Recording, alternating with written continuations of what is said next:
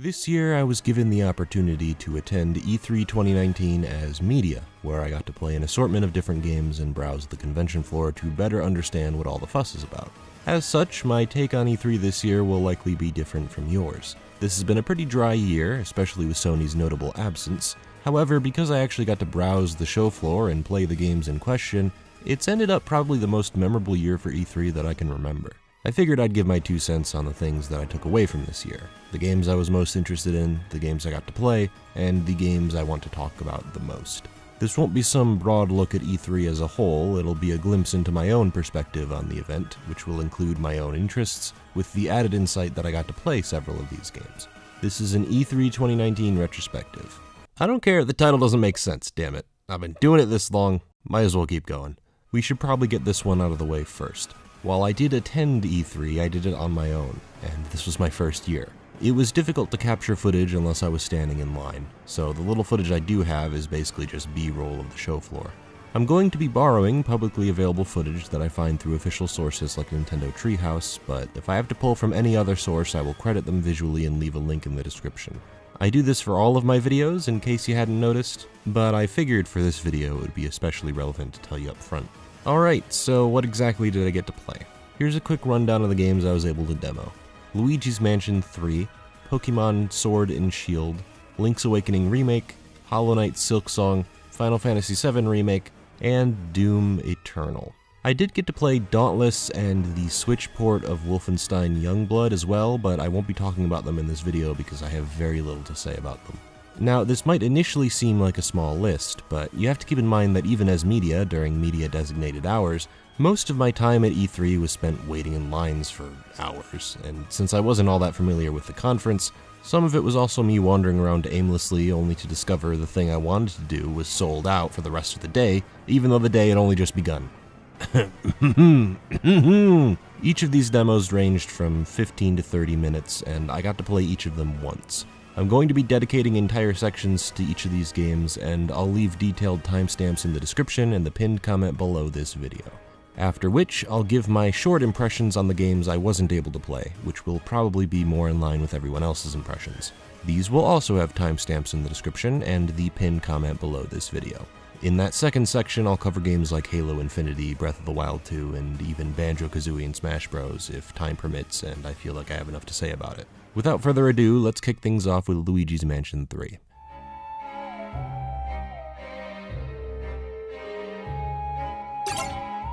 My history with Luigi's Mansion only really includes the original game. I remember playing Dark Moon when it came out, but that was so long ago that I've all but forgotten the details. The original is still one of my favorites, but I never really needed a sequel to it, which is part of the reason I've struggled to put a lot of time into the sequel. It's also why the third game hasn't really been on my radar. This was probably the E3 demo I was looking forward to the least, but I have to say, it won me over. I don't think it will surpass my love for the original, but it was a neat little demo and I really want to see what they'll end up doing with it. Slamming ghosts into other ghosts, or just objects in the area, is a neat idea. It gives you more to think about when sucking up ghosts, and affords you a reliable crowd control option. It's hard to say how it will ultimately affect your ranking, as the demo didn't give me that information, but it didn't feel like using the slam ability had any adverse effects. Similarly, Gooigi presents some complex puzzle opportunities that simply didn't exist in the original.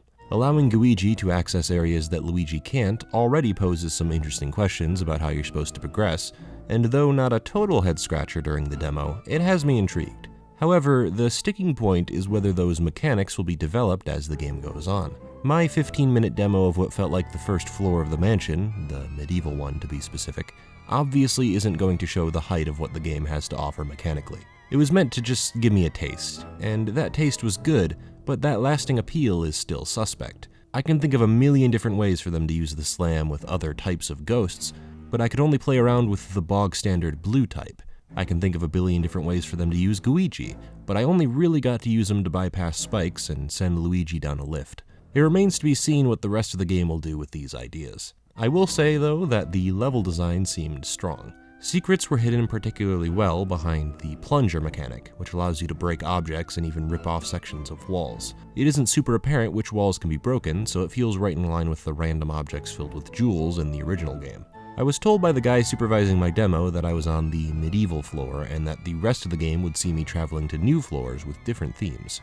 The demo floor was pretty short, about 4 or 5 rooms with puzzles, ghosts, and secrets in each one. It's different from the approach of the original, which saw you exploring a huge mansion, but that original game often sent you through the mansion in set chunks, so this kinda seems like a better organized version of that approach.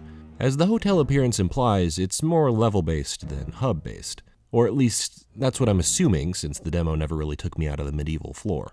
Considering my reward for beating the boss was an elevator button though, my hunch seems pretty strong. There might be a small hub that you use to access levels, but that's about all I'm expecting. Said boss fight was nothing amazing, but it did remind me of the clever bosses of the original. You had to wait until he charges and his head is exposed to strobe bulb him, plunge her onto his shield, and smash him into the ground through about 3 cycles until he was done. Again, nothing exceptional, but there's a potential here that I would love to see explored in future floors of the hotel. So yeah, consider me role reversed. I'm excited to see what the game has to offer. It has some fun ideas, but I really hope it sticks the landing come release.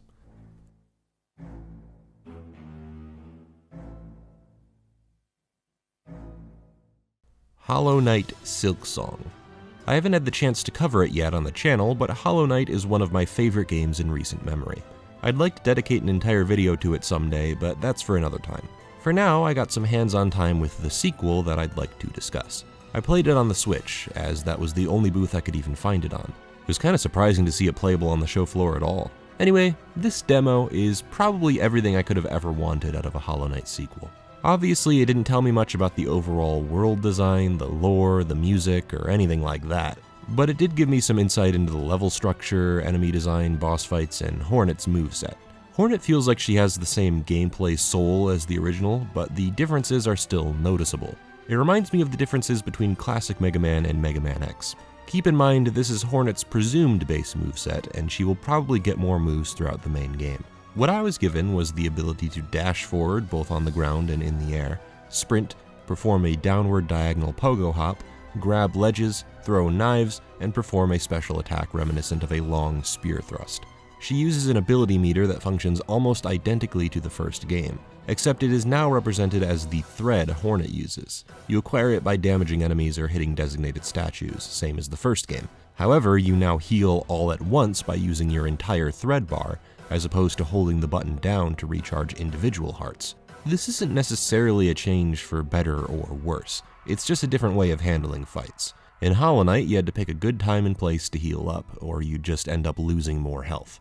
In Silksong, you can heal everything at the touch of a single button, but it will exhaust all of your silk, leaving you only with your base moveset. I suppose I could see it giving skilled players an easier time, since there is objectively less wait time, but it also won't let you heal at all unless your bar is completely filled. Whereas in the original, you could heal at any time provided you had enough juice.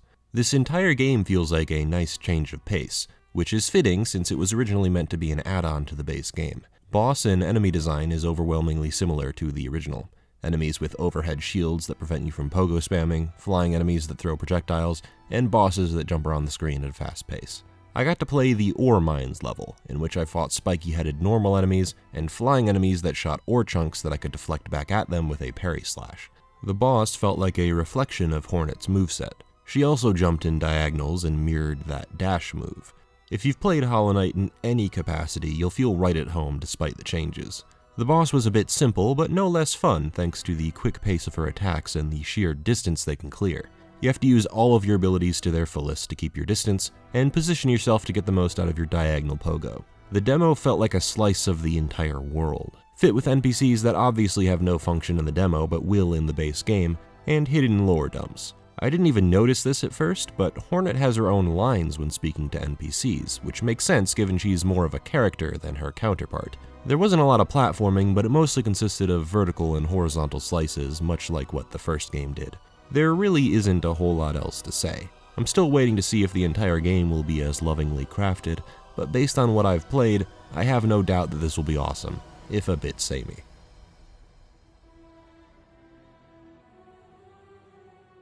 Pokemon Sword and Shield. Okay, so keep this in mind. The demo I played was of the Water-type gym with a pre-made team. Every Pokemon on my team and the enemies were scaled to level 50. even the starters and base forms. Their movesets were somewhat developed, but obviously I couldn't control every single variable of this demo despite my Pokemon experience. That said, this demo gave me a better understanding of a few things I was previously unsure of. Firstly, it needs to be said, the initial reveal trailers for this game don't really do it justice. Playing Sword and Shield on a television is an almost life-changing experience as someone who has played every game since Gen 3. Colosseum and XD technically counted, but they weren't real Pokemon experiences, if you know what I mean. This is the full deal. 8 gyms, champion battle, wild area, everything. And it looks pretty damn good. Walking into that gym and finding myself in this huge building with water pillars shooting down from the sky was breathtaking. And yeah, obviously it's breathtaking according to Pokemon standards. There are definitely better looking games, and the series has done larger scale stuff on the 3DS, but that was on the 3DS. When viewing this stuff on a TV with the camera right behind the playable character, it feels like a real game changer. Dynamaxing seems to be a symbolic representation of this shift from handheld to console. I'm still unsure about how useful this mechanic will end up being long term, but I'm intrigued by the added effects. All of your moves are buffed into the hundreds, and I would assume your stats change as well, though there was no indicator of this in the demo. You can Dynamax whenever you want, but it only lasts for 3 turns. Unfortunately, the demo was intended to be simple so that people could clear it. Nessa's cool looking, but I flattened her with my Dynamaxed Grookey before it could even power down. Still, it answered a few of my questions. Dynamax attacks seem to induce weather conditions. For instance, when I used a grass attack as Grookey, a grass weather effect ensued. It's actually a first for the series, and it healed my Grookey every turn it was active, so I assume it just heals grass Pokemon. Now, when she Dynamaxed her Dreadnought and used a rock-type attack, a sandstorm ensued. This leads me to believe that every Dynamax attack will have a secondary effect, which is much farther than I imagined this mechanic would go. It really does feel like the best of both worlds here. It has the power of Mega Evolutions without the limitations, since every Pokemon can use it, and it has the special effects of Z moves without the one-use limit. You can only Dynamax in specific battles, though. I couldn't Dynamax during the gym trainer battles, and probably won't be able to outside of designated boss battles. From what I can see, it's a mechanic that is meant to give boss fights more strategy, and elevate their importance. It's an interesting way to do that, but I worry that the system won't have the staying power required to stand up upon further replays. Mega Evolutions and Z moves were novel for a while, but they both ended up feeling like stale I win buttons after several playthroughs, and I really hope Dynamaxing doesn't suffer a similar fate. It has the potential to fix Pokemon boss fights in a cool way if done right. Another interesting thing, while the gym leader had all water-type Pokemon, the trainers in said gym weren't exclusively water-type trainers. I fought an Impidimp and a Gossifleur. This is a pretty big change considering previous gyms have never broken this rule, and even though the gym leader followed suit, this could further incentivize diverse team building. I'm secretly hoping that not all gym leaders will stick to a monotyping, but it seems like that hope will be dashed yet again. I'm just glad that at least part of the gyms will seemingly be bucking that trend, which is a refreshing change of pace for the series. I don't have a whole lot more to say. It looks good, plays like you'd expect Pokemon to play, Dynamaxing has potential I hope they can draw out, and the gyms feel like ordinary Pokemon fare with a few change-ups. I'm not going to comment on the National Dex controversy because if I did, the entire video would become a huge tangent, so for now, I'm somewhat optimistic. I'll probably be playing Pokemon until the day I die, and this one looks like another fun new addition to the franchise.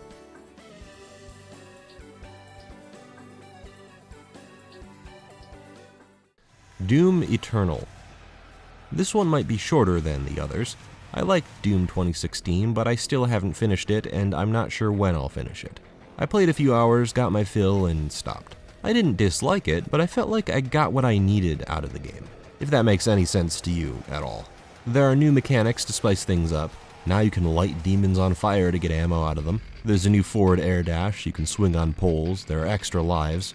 I particularly enjoy the added strategy that comes with another form of executing enemies. You've got to decide that in the heat of a firefight, and it adds another layer to an already challenging fast-paced shooter. It looks to be an exciting sequel, and it demoed really well on PC. There were no noticeable drops from Stable 60. It may have even been uncapped, I honestly couldn't tell on the show floor, it was a little hectic. The new secondary weapon attachments were incredibly fun to play around with. There's a grapple hook that's on your shotgun and it can bring you towards an enemy to shoot its face off. That's probably my favorite thing to do in the demo. It's just as challenging as the 2016 reboot, so rest assured id are firing on all cylinders for this one. If you liked Doom, you'll definitely like this one. I mean, he kicks a cannonball out of a giant gun, steps inside it, and shoots it into another space station. This is definitely Doom. The way he walks around at the beginning of the demo and everyone freaks out because it's the Doom guy, it's cheesy, but I love it so much. These antics remind me of the good old days with the Master Chief doing really stupid but ultimately cool to an 8-year-old kind of shit. It's a lot of fun, and if you're into that, I think Doom Eternal will be an amazing sequel to a game you already enjoyed the hell out of.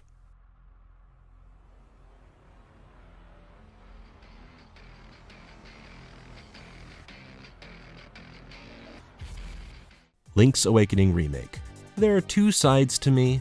There's the side that is already a bit turned off by the idea of a remake to Link's Awakening and had to wait in a 2-hour line just to play 15 minutes of a game I already know well enough already. And there's the side of me who needs to tell you what it was like in as much detail as I can. Here we go. I enjoyed it for what it was. The cute art style has grown on me over time, and I think it works well for this game. I still think it would have been better to use that art style for a new 2D Zelda, but I digress. I played through the beginning where you pick up your sword and shield, all the way up to the opening of Tail Cave where the demo ended. I didn't get to explore everything since there was limited time and I wanted to see if I could reach Tail Cave before the demo ended. Control-wise, it's a little strange. It was limited to 8 directions for whatever reason, and that was a little hard to adjust to. It's not like you're on a grid, you can still freely move, but that movement is just limited strictly to 8 directions. If you watch footage, you'll even notice Link's model snapping to the direction you push.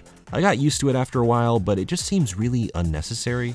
It's pretty faithful, dialogue felt similar, with more detailed models and visuals obviously. The annoying text when you don't have a power bracelet still plays, but it doesn't show up unless you press the A button, so that's appreciated. Your sword and shield exist on their own buttons, freeing up your inventory substantially. However, you still only get 2 slots, which I think makes sense because it's meant to limit your choices in combat. I think it'll flow better than it sounds since your sword and shield don't need to be bound to a button. I spent a majority of my time in Link's Awakening in the pause menu almost exclusively to switch out my sword. I almost never used my shield because it was just too tedious. Shield usage seems to have a higher priority now. You need to actually block some attacks to stagger enemies and open them up to attack. This also seems a little unnecessary, honestly. It's hard to say for sure on a lot of this stuff until I see how the full game might utilize the shield, for instance. But for now, the additions feel really strange and a bit out of place. At its heart, though, it's still Link's Awakening. It was a fun demo because Link's Awakening is one of my favorite Zelda games, and there is something magical about seeing a more detailed realization of Koholint on the big screen. I'm a little concerned about it, but I think at the worst it will just be a fine remake of a Zelda classic. I don't see this being a contentious Majora's Mask situation, thankfully, and that's the least I could have asked for. I didn't get to try out the new Make Your Own Dungeon side mode with Dampé, but that looks like a cool new addition. Once again, it probably would have been a better idea in a new game where it could be better fleshed out, but I'm not complaining about its inclusion necessarily. I'm wondering just how much mileage it'll have in the long run. It doesn't seem as customizable or as engaging as Mario Maker or something, but I also don't think it's trying to be, as much as I would have wanted it to. I don't really care much about Mario Maker, but if they announce Zelda Maker, I'll sell my children. Anyway, I'm still going to be picking up Link's Awakening Remake, obviously. It's Zelda, of course I will. I'll likely make a video on it around that time, but for now, it looks harmless.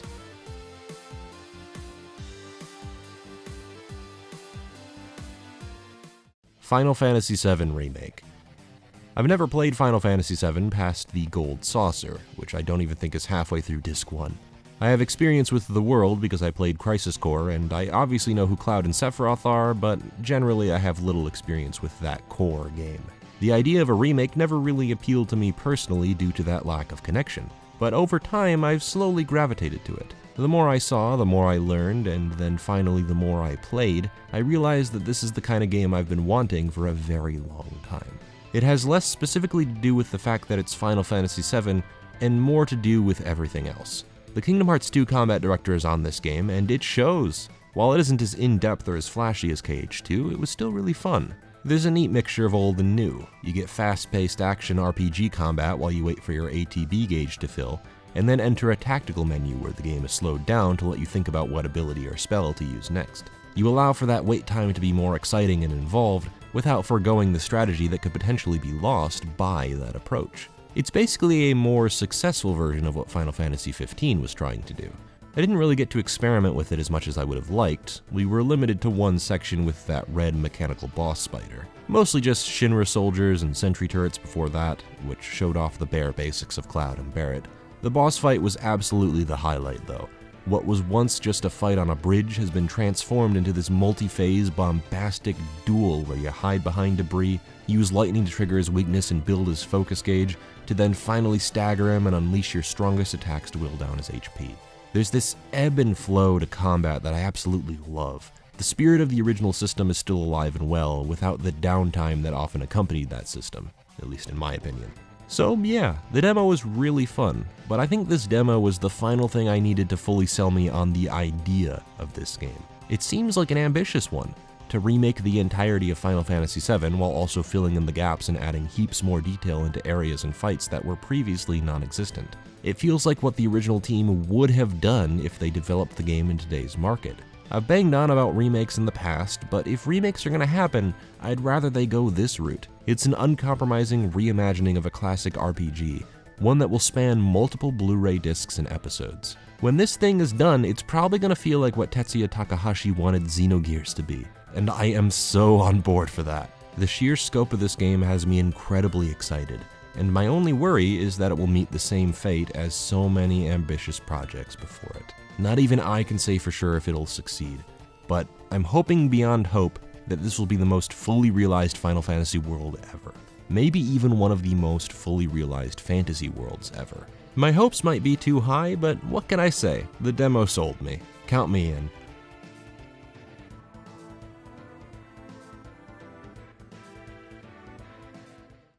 Anyway, that's all the stuff I got to play at E3. Now for the miscellaneous stuff. I'm just gonna get this out of the way now because I know the comments will be filled with it. Yes, I saw Breath of the Wild too. I freaked out a little when I saw it. I think we all did. Truthfully, I don't want to spend a lot of time on this point because it's pretty self-explanatory. I also want to avoid most of the marketing for this game going forward so I can go in as fresh as possible as I did for Breath of the Wild. But this initial reveal is scarce enough that I can indulge myself just a little bit. Aonuma said that this game is going to be darker than Majora's Mask, which is fucking bonkers. Majora's Mask had a fairly uplifting and hopeful message, but the journey to that message was filled with some pretty dark shit for Zelda fare. I'm curious to see whether this is smoke and mirrors, or if the entire game will take on a much darker tone and atmosphere. He's also said that this spiraled off DLC ideas. There were simply too many ideas, so they just decided to make a sequel instead of pumping out DLC. It reminds me of what they did for Super Mario Galaxy 2. I'm wondering how much of the world will be similar though. Surely a sequel can't exist without being at least mostly original, right? For all Majora's Mask reused, it still had an entirely original overworld, dungeons, and story. Even though they keep saying it's the same Hyrule, I hope they mean a different portion of Hyrule and not just the same map from before. However, if they are using the same map to cut down on development time, I have a particularly cool idea to fit with the darker theme. Level with me here. When you first encountered a Guardian, it scared the shit out of you, right? This spider creature that can spot you from miles away and shoot laser beams. I know it scared the shit out of me.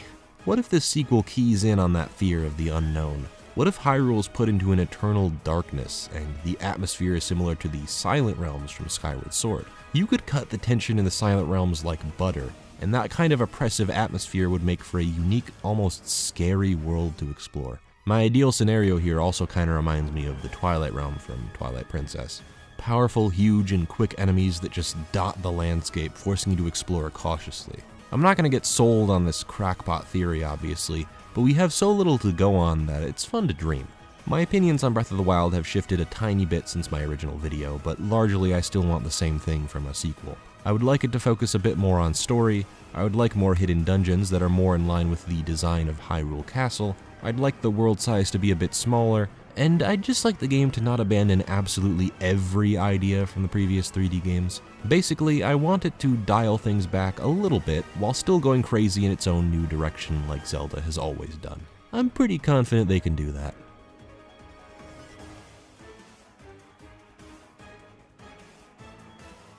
Halo Infinite. I've fallen off Halo like a rock. 4 didn't really do it for me, and I avoided 5 because it looked like it would just make me angry. This one doesn't really restore too much confidence, but I'm at least interested to see more. They're selling it as a soft reboot, which could be just what the series needs. After the original trilogy, I was sorta content leaving the Master Chief floating in space. You know, we had our adventures with him, we could speculate about what might have happened to him, but ultimately we saw what we needed to see, and maybe we could start fleshing out the world with a new protagonist. That sorta happened with ODST and Reach, but then we went right back to the Master Chief, which isn't a bad idea necessarily, but it started to lose me pretty quickly. This is why I'm still not exactly gung-ho about Infinite. I'm interested to see if they'll go back to a more traditional Halo set of levels and story structure, but I'm also afraid that it will retread too much familiar ground, while also relying too much on the ongoing storyline that they're still trying to continue. It feels like it's trying to have its cake and eat it too. They want to restore confidence in the brand by taking it back to basics, but they also can't let go of whatever they already had going on. At this point, it just feels like my pipe dream of revitalizing my dead love for the series. I have very little hope that it'll actually do that, but I admit that this is the closest Halo has come in a while. I'm actually interested in this one. And hey, even if it sucks, the Master Chief Collection is coming to PC, so who even needs a new Halo?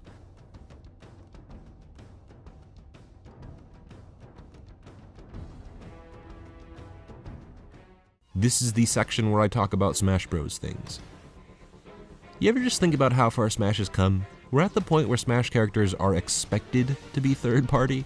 Like, the biggest leaks and rumors about Dragon Quest and Banjo-Kazooie weren't just crackpot conspiracy nut theories from the Brawl days.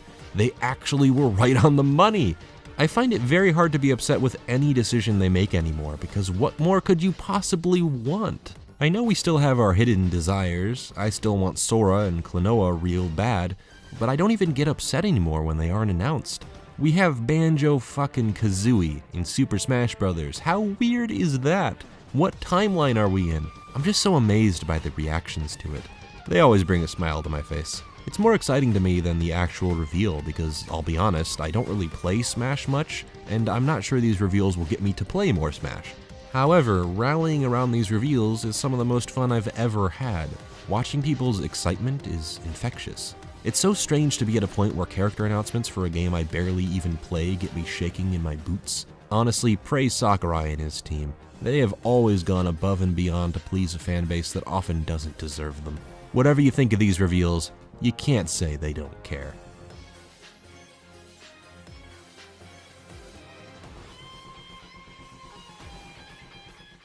Avengers. I feel kind of alone in this one, gotta be honest. I'm really happy to finally see new information on this damn game, and it looks really cool. A co-op story focusing on the aftermath of the Avengers' failure. That's a really solid hook, and if it plays anything like the recent Spider-Man or the Arkham games, I'm all in on this one. I'd especially like the structure to resemble those games, where you're given a neat rogues gallery to contend with throughout the game. I'm not exactly sure what everyone's down about.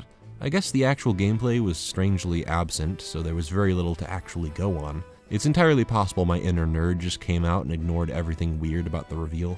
I am kinda confused by just how multiplayer focused it's gonna be. I think they said it's always online or that it's a games as service or some shit. Maybe that'll be the death knell. I'm not hoping for an innovative, life-changing experience with this one. I just really enjoyed Spider-Man and want another game like it. Maybe that's this game, maybe it isn't. Would have liked to see more about it, but I guess that's the recurring theme for most E3 reveals. It was really weird to hear Troy Baker and Nolan North talking though, because when you close your eyes, all you see is Nathan Drake and his brother talking from Uncharted 4. It's uncanny. It freaks me out.